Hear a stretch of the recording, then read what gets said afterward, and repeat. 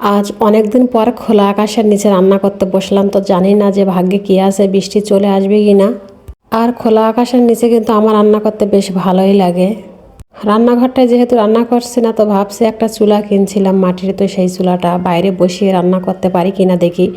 তো ভাবছি যে মেঘলা মেঘলা করছে, বৃষ্টি চলে আসবে, তো তাড়াতাড়ি রান্নাটা করে নিতে পারলে ভালো হয়। তো এই চুলাটাই কিন্তু আমি অনেক দিন রান্না করি না, আর এই চুলাটা কিন্তু বেশ ভালোই জ্বলে। যারা রান্না করে তারা হয়তো জানেন। অনেক দিন যেহেতু চুলাটা জ্বালায় না, চুলাটা ধরতে কিন্তু একটু দেরি হবে, এটাই স্বাভাবিক। তো আমি আজকে ভাবছি যে রান্নাটা আগে করে নেবো, তো সেজন্য কিন্তু সব কিছু গুছিয়ে নিয়ে এসেছি যে বারবার উঠা যাবে না রান্না করতে করতে। তো চুলাটাও ধরিয়ে দিলাম, আর যেহেতু অনেকদিন পর চুলাটা জ্বালাচ্ছে, তো সেই কারণে কিন্তু পলিথিন দিয়ে জ্বালালাম যাতে চুলাটা তাড়াতাড়ি জ্বালাতে পারি। আর বাঁশের কিন্তু চোটা দিলাম যাতে চুলাটা একটু তাড়াতাড়ি আগুন হয়ে যায়। কাঠের থেকে কিন্তু বাঁশ দিয়ে জ্বালালে কিন্তু চুলা মানে তাড়াতাড়ি ধরে যায়। আর এদিকে দেখতে পাচ্ছেন যে আমার ইরাও কিন্তু হেল্প করতে যাচ্ছে আমাকে, মানে উনি কাঠ দিতে যাচ্ছে চুলাতে, কিন্তু পারছে না। তো যাই হোক, আজকে কিন্তু আমি রান্না করছি ঢেঁড়স আলু আর এই যে তেলাপিয়া মাছ, মানে মনোসাজ বলে এটা আমরা সাতক্ষীরা জেলায়। এটার প্রচুর চাষ হয়, আমার হাজব্যান্ডও কিন্তু এইটারই চাষ করে, সাদা মাছের ঘেরোনার। তো মাছগুলো কিন্তু আমার শাশুড়ি কেটে ধুয়ে রাখছিল আগে থেকে, তো সেই কারণে কিন্তু ভিডিওটা আর করতে পারিনি।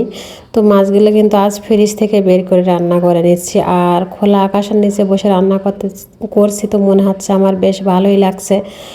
অনেকদিন তো এইভাবে রান্না করা হয় না। তো খোলা আকাশের নিচে রান্না করা একটা অসুবিধা আছে, তো সেটা বলে দেই।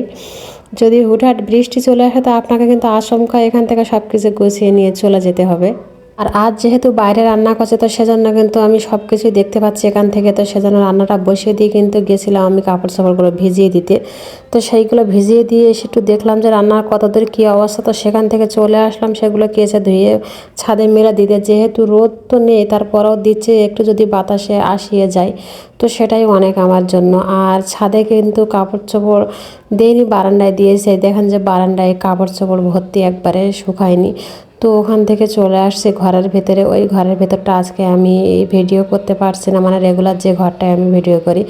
তো অন্য আমার যে ঘরটা ছিল, তো সেই ঘরটা কিন্তু আজকে একটু পরিষ্কার করে নিচ্ছি। আর আমাদের এই ঘরের জানালাগুলো কিন্তু সব কাঠের জানালা, পুরোনো দিনের ঘর, বুঝতেই পারছেন। আগেকার মানুষ কিন্তু এই কাঠ দিয়েই সব তৈরি করতো।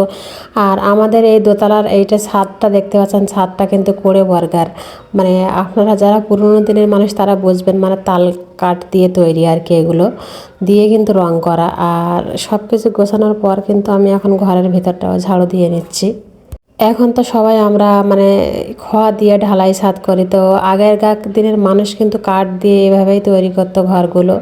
তো ঘরগুলো মাশাআল্লাহ মজবুতই হয়, কিন্তু মানে একবারে যে নড়বড়ে তা কিন্তু নয়। যাই হোক, ঘরগুলো গোছানোর পরে কিন্তু চলে আসলাম রান্নাটা দেখতে, যে বাকি কি অবস্থা, রান্না কত দূর কি হয়েছে না। আমার মনে হয় রান্না করতে মেয়েদের যতটা সময় লাগে, এতটা সময় কিন্তু অন্য কোনো কাজে মেয়েদের সময় ব্যয় হয় না। তো দেখতে পেলেন যে রান্না করতে করতে কিন্তু বাকি কাজগুলোও কিন্তু গুছিয়ে নিলাম খুব সহজে। আর এই যে থালাবাটিগুলো রোদে দিয়েছিলাম, মানে একটু শুকানোর জন্য, কিন্তু দেখতে পাচ্ছি যে মেঘ করেছে, তো সেই কারণে কিন্তু ওগুলো উঠিয়ে নিচ্ছি।